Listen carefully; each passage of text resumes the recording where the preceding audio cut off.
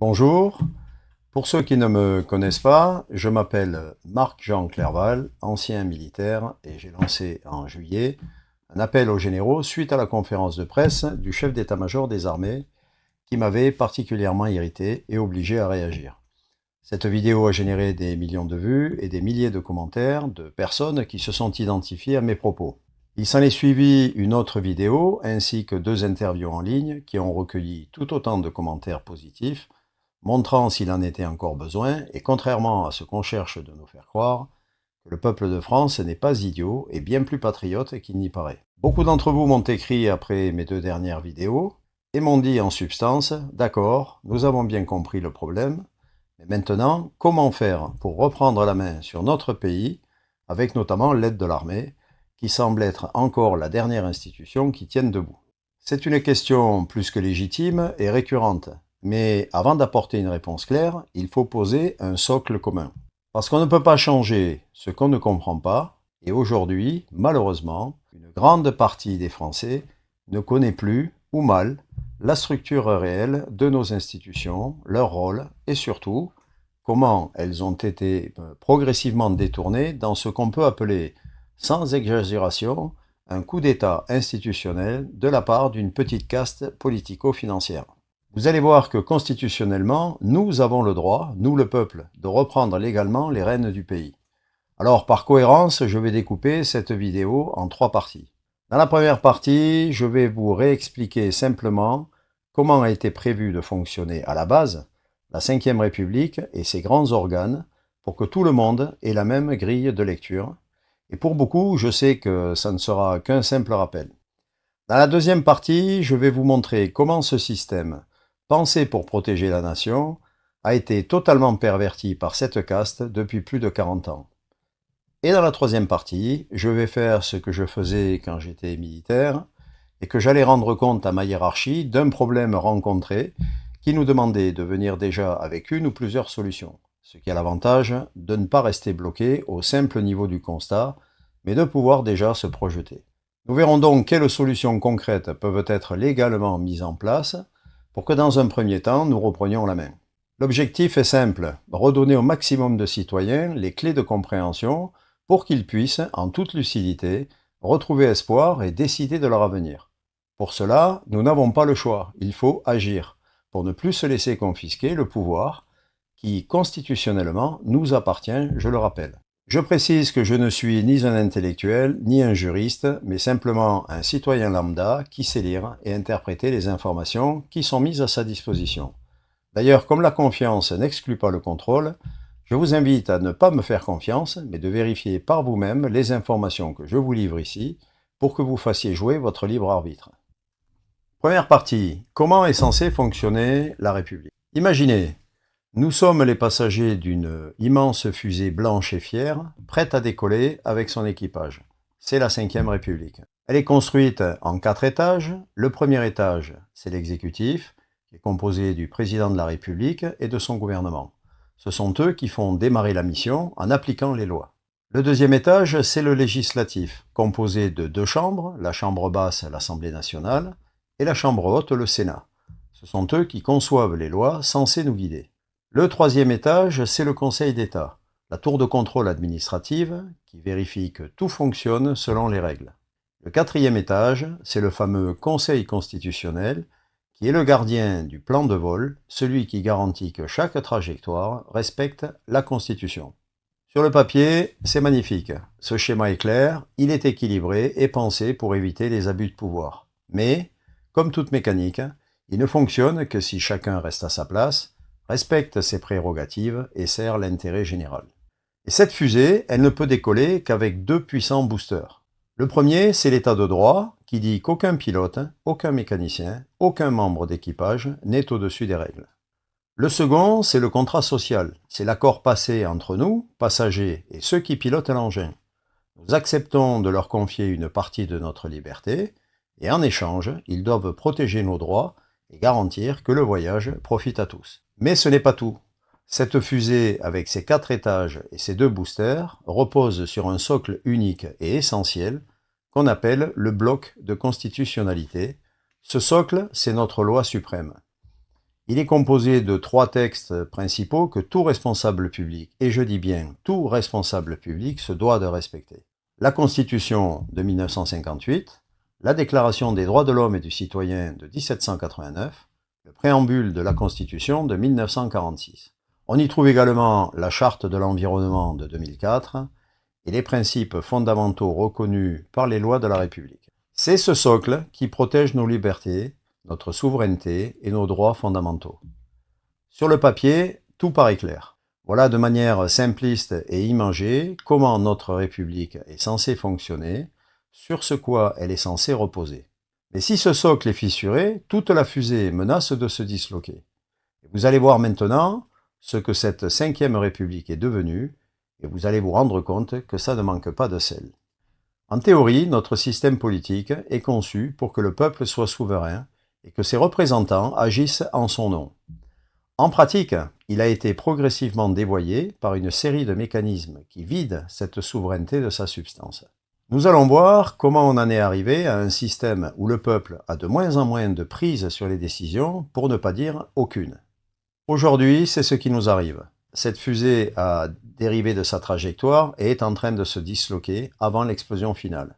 Les étages ne remplissent plus du tout leur mission, les boosters ont perdu de leur puissance, et le socle lui-même, le bloc de constitutionnalité, est totalement fissuré. Les droits et libertés gravés dans la Déclaration de 1789 sont bafoués. Les garanties sociales inscrites dans le préambule de 1946 sont piétinées. La Constitution de 1958 est contournée par ceux-là même qui ont juré de la respecter. L'exécutif concentre tous les pouvoirs, le législatif obéit docilement plus qu'il ne contrôle, le Conseil d'État valide des décisions qui restreignent nos droits, et le Conseil constitutionnel ferme les yeux ou justifie l'injustifiable. Ce n'est plus une république qui protège ses citoyens, c'est une machine, verrouillée par une minorité qui travaille pour elle-même. Et quand le socle est trahi, que l'état de droit n'est plus respecté et quand le contrat social est rompu, la loi suprême dit que le peuple a non seulement le droit, mais le devoir de résister et de demander des comptes à ceux qui trahissent leur serment. Passons maintenant à la deuxième partie. Comment ce système, pensé pour protéger la nation, a-t-il été totalement perverti? En effet, sur quelle base peut-on affirmer que notre système est en panne, que la fusée a perdu le cap, est en train de se disloquer et que le socle même de notre République est désormais fissuré? Eh bien, on va le voir avec quelques exemples flagrants de trahison de nos institutions. Je vais vous en présenter 6 en vous citant les articles du bloc de constitutionnalité qui ont été allègrement bafoués, et croyez-moi, ce n'est qu'un échantillon. En premier, la souveraineté du peuple, bafouée en contradiction avec l'article 3 de la Constitution et l'article 3 de la Déclaration des droits de l'homme et du citoyen de 1789, que j'appellerai DDHC ensuite. La Constitution stipule que la souveraineté appartient au peuple. Pourtant, des décisions majeures, des traités, des accords internationaux et des transferts de compétences sont pris sans consultation populaire. Exemple le plus flagrant que nous connaissons tous, le référendum de 2005 sur le traité constitutionnel européen. Nous avons voté massivement non, et 3 ans plus tard, Sarkozy et Barnier l'ont ratifié quand même, via le traité de Lisbonne. En deux, les libertés fondamentales sont restreintes en contradiction avec l'article 2 de la DDHC, sur la liberté, la sûreté et la résistance à l'oppression. Nos libertés de circuler, de nous exprimer et de travailler sont grignotées, morceau, par des lois d'exception qui sont devenues permanentes. Chaque crise sert de prétexte pour rogner encore plus nos droits, crise sanitaire, crise sécuritaire, crise climatique. À chaque fois, un peu plus de nos libertés individuelles et collectives disparaissent. Aux lois françaises déjà liberticides viennent s'ajouter celles de l'Union européenne, tout aussi inquiétantes comme le Digital Service Act qui encadre et contrôle les plateformes en ligne, ou encore dernièrement le FMA, la prétendue loi sur la liberté des médias, qui sous couvert de protection ouvre la porte à plus d'ingérence et de contrôle. Mais le véritable coup de massue reste la loi française sur la prévention du terrorisme et le renseignement. Adoptée après un vote contesté, elle grave dans le marbre des mesures d'exception. Contrôle administratif, algorithmes de surveillance, collecte massive de données, fichage, etc. D'ailleurs, le juge antiterroriste Marc Trévidic avait pourtant alerté dès 2015 sur ses pouvoirs exorbitants offerts aux services de renseignement, sans réel contrôle judiciaire. Résultat, la surveillance et l'ingérence deviennent la norme, les garde-fous sautent les uns après les autres, et nous glissons de plus en plus vers un État totalitaire. En 3, des lois imposées sans débat, en contradiction avec l'article 6 de la DDHC, qui précise que la loi est l'expression de la volonté générale.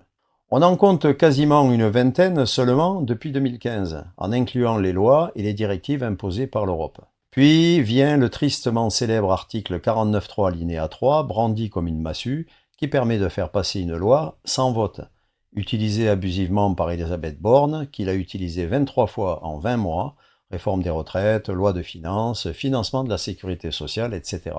Le résultat est sans appel, la volonté générale du peuple, éjectée. Le débat démocratique, inexistant.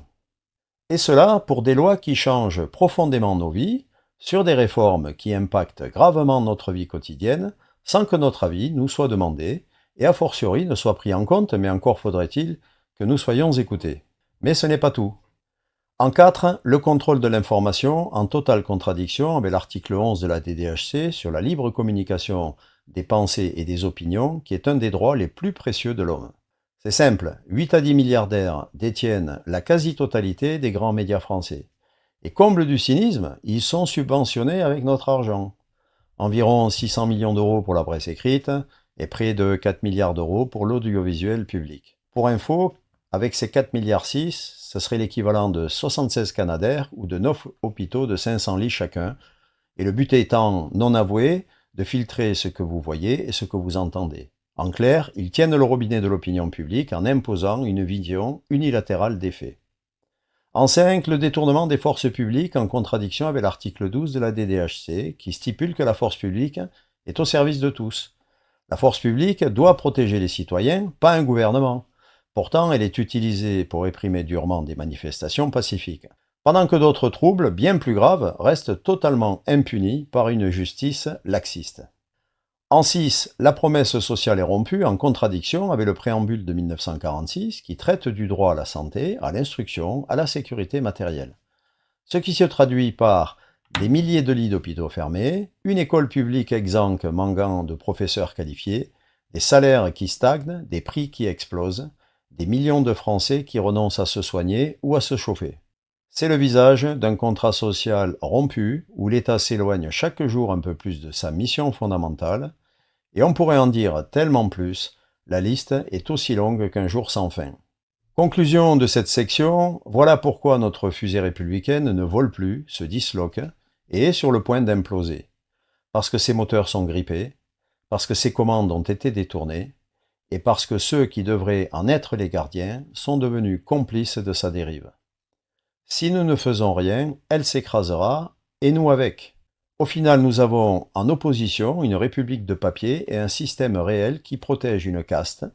Le citoyen, lui, est tout juste toléré tant qu'il consent. Voilà pourquoi on peut parler ici sans hésitation de mafia d'État. Si vous en doutez, voyez que les similitudes avec la mafia sont frappantes et claires. Une structure fermée, une loyauté de clan, la captation du bien commun, une totale impunité, une gestion par la peur et un contrôle du récit. Ce n'est pas un hasard, c'est un mode opératoire bien huilé, piller le bien commun, servir des intérêts privés et piétiner l'intérêt général en méprisant de surcroît ceux qui en sont les véritables propriétaires, à savoir les citoyens. Et pourtant, grâce à une ingénierie sociale particulièrement bien élaborée, beaucoup continuent de croire que l'État leur veut du bien, refusant de voir ce qui crève les yeux, un État spoliateur, accro au pouvoir et prêt à tout surtout pour le conserver. Mais dans quel but, me direz-vous? L'argent seul? Pas uniquement. Leur objectif est clair, et il a même été formulé noir sur blanc par Klaus Schwab, le fameux, dans la grande réinitialisation, avec cette phrase devenue tristement célèbre, « Vous ne posséderez rien et vous serez heureux ». Ce projet vise à détruire la nation française, à effacer son histoire ainsi que sa culture, pour instaurer un asservissement durable des peuples. Asservissement économique en créant une dépendance permanente par la dette, une fiscalité écrasante et une inflation organisée.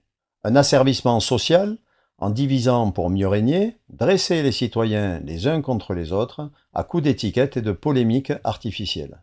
Un asservissement politique en verrouillant les institutions et en vidant le vote de son sens pour exclure toute voix dissidente du débat public. Asservissement culturel en effaçant dans une repentance crasse progressivement notre histoire, notre identité et nos repères communs pour priver les générations futures de toute racine à défendre en les culpabilisant. Asservissement technologique en instaurant un contrôle numérique permanent capable de surveiller, filtrer et sanctionner le moindre écart à la ligne officielle. Le but ? Permettre à une minorité de régner sans contestation sur une majorité affaiblie, dépendante et trop épuisée pour se révolter. Un peuple qui ne possède plus rien, mais qui croit encore être libre, parce qu'on lui laisse l'illusion de choisir ses chaînes. Tout ceci vous parle ? Alors éteignez votre télévision et ouvrez les yeux, il est encore temps. Croyez ce que vous voyez, mais ne croyez pas ce qu'on vous demande de voir. Je n'aurai de cesse de le répéter. Depuis des années, ils nous prennent pour des enfants dociles qu'ils infantilisent, ou pour des imbéciles incapables de comprendre. Ils pensent que nous ne voyons pas leurs manœuvres, que nous n'oserons jamais réagir face à leur impéritie, face à leur arrogance et face à leur mépris affiché. C'est une grossière erreur de calcul, mais cette certitude, cette conviction qu'ils peuvent agir sans crainte, et atteindre leurs objectifs, d'ailleurs, ils ne s'en cachent même plus, c'est leur erreur la plus stupide. Car plus ils abusent, plus ils réveillent le peuple, plus ils maîtrisent, plus ils nourrissent la colère, plus ils cachent, plus la vérité finit par éclater. Soyons clairs, nous sommes arrivés à un moment de bascule. Et aujourd'hui, tout converge. Une légitimité du pouvoir en lambeaux, un peuple qui se parle hors de leurs canaux officiels, ce qui les terrifie, des scandales quasi quotidiens qui ne peuvent plus étouffer, leur issue de sortie se ferme, le cercle se resserre autour d'eux, en fait, ils sont comme un sanglier étau ferme. En langage de chasseur, un sanglier au ferme désigne précisément un sanglier blessé, acculé et encerclé par les chiens qui refusent de fuir et se retournent pour se défendre. Et quand un sanglier est au ferme, il devient très dangereux. Il ne cherche plus à fuir, il fait face et il charge. Il utilise toutes ses forces, toutes ses armes pour se dégager et survivre. Ne vous leurrez pas, le pouvoir actuel fera pareil. Il fera tout pour conserver la moindre once de pouvoir acquise. Il chargera et frappera plus fort. Il utilisera encore et toujours la peur, il provoquera pour justifier la répression. Nous nous trouvons donc dans une configuration unique et dramatique, car ce ne sont pas une, mais toutes les institutions de la Ve République qui ont trahi leur mission et ne protègent plus le bloc de constitutionnalité. Le Conseil constitutionnel ne joue plus son rôle de gardien, donc il y a impossibilité de recours institutionnel. Le Parlement n'est plus depuis longtemps un contre-pouvoir, donc la représentation populaire est neutralisée. La justice ne défend plus les libertés fondamentales, c'est une rupture de l'état de droit, elle se dit indépendante, mais elle n'est plus impartiale. Avant de passer à la dernière partie, il nous faut parler de l'hyper-présidentialisation de la Ve République. En effet, la Ve République donne au président plus de levier de contrôle que n'en avait Louis XIV, le roi Soleil, qui aimait à se présenter comme le père de ses sujets. Le locataire de l'Élysée, aujourd'hui, agit comme s'il en était le propriétaire. En plus de l'exécutif et du militaire, il influence le législatif, la justice, la diplomatie et l'information.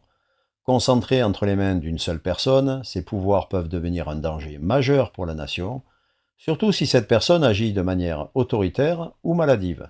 Entre de mauvaises mains, ils permettent de neutraliser toute opposition institutionnelle, de manipuler l'opinion via les médias, de changer la loi à volonté ou de gouverner par ordonnance, et même d'engager la nation dans des choix irréversibles, militaires, diplomatiques ou économiques, sans jamais consulter le peuple. Et pour verrouiller encore davantage les décisions, notre président a détourné l'usage des conseils de défense.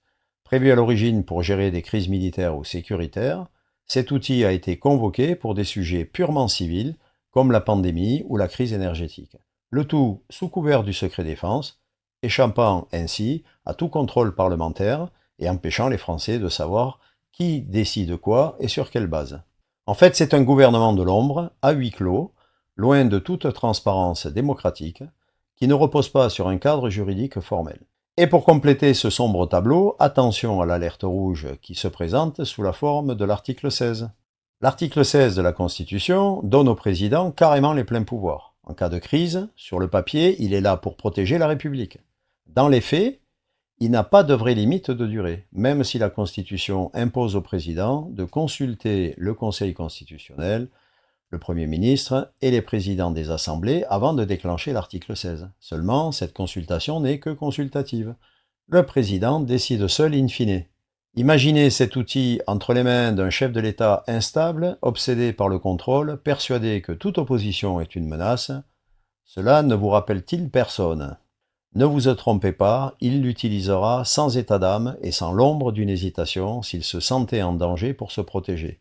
Ce ne serait plus un dispositif de sauvegarde, mais un moyen de verrouiller totalement le pays. Liberté suspendue, économie sous perfusion, information sous contrôle, le tout emballé dans un discours rassurant, comme il sait si bien le faire, sur la protection de la démocratie.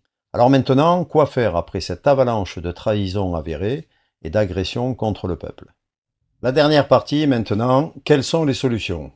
Quand tous les étages de la fusée trahissent le plan de vol, quand même la tour de contrôle laisse faire, il ne reste plus qu'une chose, reprendre les commandes. Et selon notre loi suprême, ces commandes appartiennent au peuple et à lui seul, c'est-à-dire à nous. Dans ce cas, puisque le système a gravement failli, il ne reste que deux gardiens possibles des institutions. Le premier, c'est le peuple, qui est, je le rappelle, le détenteur originel de la souveraineté nationale, c'est l'article 3 de la Constitution. Le deuxième, c'est l'armée, mais uniquement en tant qu'outil du peuple et non comme pouvoir autonome. En conséquence, le peuple peut légitimement, dès à présent, se constituer en pouvoir constituant, c'est-à-dire au-dessus des institutions existantes, qui ont gravement failli pour établir l'ordre constitutionnel. Non seulement c'est notre droit, mais c'est surtout notre devoir. L'armée, dans ce cadre, pourrait intervenir en appui du peuple pour garantir la sécurité et empêcher la répression. Voilà pourquoi nous devons, dès maintenant, rester unis et mettre fin à toutes les guerres de clochers. Il faut agir ensemble, avec calme, stratégie et surtout sans peur, car chaque division est un cadeau fait à ceux qui nous oppriment. Un pouvoir acculé n'a plus rien à perdre, comme je l'ai expliqué précédemment. Et c'est précisément à cet instant qu'il peut tomber. Mais pour que cela arrive, il faut se lever maintenant, pas demain, et en masse. Alors certains disent attendons 2027, on changera tout aux prochaines élections. Mais en réalité, c'est une illusion. Les élections ne sont qu'un simulacre démocratique. Regardez comment elles se déroulent. Des élections qui sont tout sauf libres, sans pluralité politique. Une sélection des candidats pervertie par un système qui impose 500 signatures de maires dont l'identité est rendue publique, favorisant les pressions politiques. Le vote blanc, ignoré. Pas de quorum pour valider le scrutin. Un président élu avec 38,5%, soit à peine plus d'un tiers des inscrits, ce qui pose un sacré problème de légitimité. Une centralisation des données électorales après le vote au ministère de l'Intérieur, sans contrôle citoyen indépendant, propice à toutes les manipulations.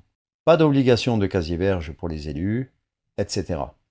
Ajoutons à cela le subterfuge de l'arc républicain, véritable club fermé, où les partis autorisés se serrent les coudes pour garder la main et verrouiller les institutions en acceptant que ceux qui se soumettent à leurs dogmes officiels.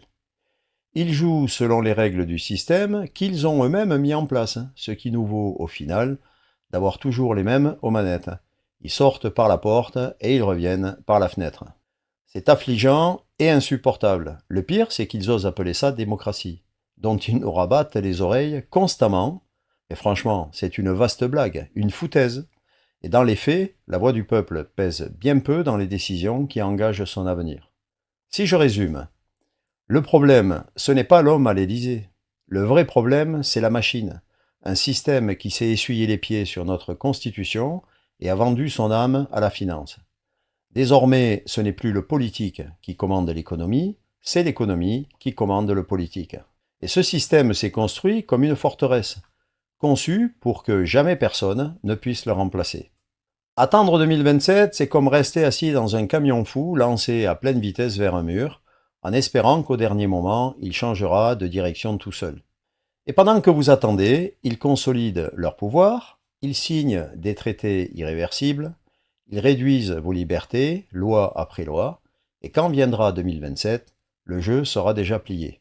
Et que nous propose-t-on pour 2027? Une misère politique affligeante. Deux trentenaires, Attal et Bardella, qui n'ont jamais rien bâti de leurs mains, sans la moindre expérience entrepreneuriale, sans jamais avoir assumé les risques et les responsabilités du monde réel. Et un Édouard Philippe, ancien Premier ministre, et artisan actif de la chute actuelle. La preuve, pendant que le pays sombre, leur seule obsession, c'est leur propre élection ou réélection. Ce sont des candidats façonnés et adoubés par les cercles de la grande finance internationale, Forum de Davos, Bilderberg ou autres, pour servir un agenda qui n'a rien à voir avec l'intérêt de la France ou de son peuple.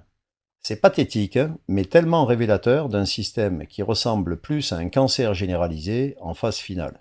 C'est précisément ce mode opératoire qu'il faut briser, pas avec des incantations, mais avec un plan clair, légal et tenable dans le temps. Aidons-les à partir avec des soins palliatifs. Pour ceux qui hésitent, ne nous voilez pas la face dans la torpeur de l'été. Nous sommes déjà dans le mur ou à quelques mètres de l'impact. Chaque seconde compte, ce n'est plus l'heure des illusions ni des on verra demain. C'est maintenant qu'il faut se réveiller, il faut se secouer, mettre les doigts dans la prise pour réagir.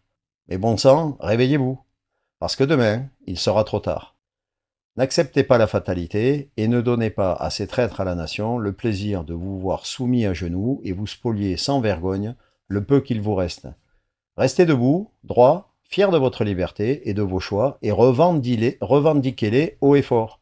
On ne sauve pas une maison en flammes en attendant le prochain propriétaire, on éteint l'incendie et on reconstruit maintenant, pas demain. Avant de vous donner quelques pistes, je rappellerai qu'ici, volontairement, je n'ai parlé que de la France, ce qui est déjà un vaste sujet. Mais n'oublions pas que ces traîtres ont donné notre entière souveraineté à un organe élu par personne, qui décide pour nous de tout, sans notre avis, et cet organe totalement illégitime s'appelle l'Europe, avec pour principal vecteur de la destruction la Commission européenne et l'inénarrable présidente de cette commission, qui est l'incarnation la plus vile de la corruption et de la malfaisance. Pour imager le propos une nouvelle fois, nous sommes aujourd'hui de fait non pas dans une cage, mais dans deux. La première, c'est la cage France, qui elle-même se trouve dans la cage Europe.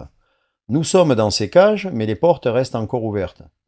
Et il ne tient qu'à nous de nous en extirper pour nous envoler. Si nous attendons encore, les lois ultraliberticides qu'ils veulent nous imposer au plus vite, pour nous empêcher de réagir, monnaie numérique, fin du cash, contrôle des réseaux sociaux, crédit social, fin de la propriété, agriculture nourricière, refermeront les portes l'une après l'autre. Et quand elles seront closes, il sera beaucoup trop tard, nous n'aurons plus que nos yeux pour pleurer, dans un système totalement verrouillé, où cette misérable petite caste continuera à festoyer, pendant que nous serons dans la fosse à nous débattre pour survivre. Pensez-y et réfléchissez bien, mais vite, à ce que chacun d'entre vous peut et doit faire dans un esprit collectif pour nous sortir de ce cauchemar éveillé. Et si vous faites partie de ceux qui arrivent encore à vivre correctement, ce que je vous dis peut peut-être vous faire sourire, mais d'expérience, ne pensez pas que vous ne ferez pas partie du voyage, bien au contraire. Car quand la réalité va frapper à votre porte, plus dure sera la chute. Je vous invite à vous rappeler des propos du pasteur allemand Martin Niemöller quand il parlait du nazisme que je vous ai adapté à la situation actuelle. Quand ils ont commencé à museler les journalistes indépendants, beaucoup n'ont rien dit, ils ne regardaient pas ces médias. Quand ils ont restreint la liberté de manifester, beaucoup n'ont rien dit, ils ne manifestaient pas. Quand ils ont imposé des lois liberticides, beaucoup n'ont rien dit, ils pensaient que ça ne les concernait pas. Quand ils ont détruit nos hôpitaux et nos écoles, beaucoup n'ont rien dit, ils avaient encore de quoi se soigner et payer des études à leurs enfants. Puis un jour, ils sont venus les chercher leurs droits à eux, et il ne restait plus personne pour les défendre. Méditez ces paroles. Alors, tout ceci étant dit, quel plan pour reprendre la main, évidemment? Reprendre le contrôle ne se fera pas par miracle, je pense que vous l'avez compris maintenant, ça ne se fera pas non plus dans la douceur avec des chants et des fleurs, c'est certain, au vu de la détermination de cet ennemi de l'intérieur que nous devons affronter. Pour moi, il y a 3 étapes claires. La première et la plus importante pour l'instant, c'est d'écarter et de juger ceux qui trahissent l'intérêt général par des tribunaux d'exception. La deuxième, qui se fera simultanément, c'est d'organiser une transition solide pour maintenir le pays debout pendant le changement Et nous avons pléthore de personnes éminemment compétentes pour cela dans notre beau pays. La troisième sera ensuite de revenir à un système souverain où le peuple décide réellement et pas seulement le jour du vote. En conclusion, ce que je vous propose aujourd'hui, ce n'est plus seulement de constater, c'est de comprendre pour agir. Parce qu'un peuple qui connaît ses institutions, qui sait comment elles sont censées fonctionner et comment elles ont été dévoyées, est un peuple beaucoup plus difficile à manipuler. C'est ce que j'ai essayé de faire ici. On ne vous demande pas non plus de devenir des experts constitutionnels, mais d'en comprendre les bases à minima. D'ailleurs, je n'en suis pas un. Le temps presse, le décompte du sablier arrive à terme, et sachez que le courage n'appartient pas qu'aux militaires. Il est entre les mains de chaque citoyen qui refuse de se soumettre. Levez-vous, battez-vous pour vos droits, pour l'avenir de vos enfants ou de vos petits-enfants, qui n'ont, je le rappelle, rien demandé, parce que si vous restez les bras croisés aujourd'hui, demain ils vous demanderont des comptes et ils auront raison. Et ce jour-là, vous ne pourrez pas dire que vous ne saviez pas. Nous n'avons pas le droit de leur laisser le monde que ces malades nous concoctent. Juste un chiffre, grâce entre autres au Mozart de la finance et au Beethoven de la dette. Sachez que la dette par Français aujourd'hui, on vous dit, c'est environ 50 000 euros. Mais si vous incluez le hors-bilan, elle passe à 110 000 euros. Sans qu'on vous ait demandé votre avis, mais qu'on vous demande en revanche de payer. Pensez-y. N'oubliez jamais, nous sommes la majorité, nous sommes le peuple, et nous sommes les souverains. Eux ne tiennent que parce que nous les laissons faire. Sans nous, ils ne sont rien. La suite dépend simplement de nous tous. À nous de le faire ensemble, civils comme militaires, dans la légalité que nous confère le bloc constitutionnel. Voilà, j'espère que vous avez une meilleure idée maintenant de la catastrophe que ces gens ont organisée et que vous avez enfin compris qu'il faut vous lever en bloc. Réveillez-vous et faites confiance à votre bon sens. Prenez soin de vous et prenez soin les uns des autres, car un peuple qui s'aime et se soutient ne sera jamais vaincu. Vive notre belle nation française, et que les traîtres soient relégués le plus vite possible aux poubelles de l'histoire. Merci pour votre écoute.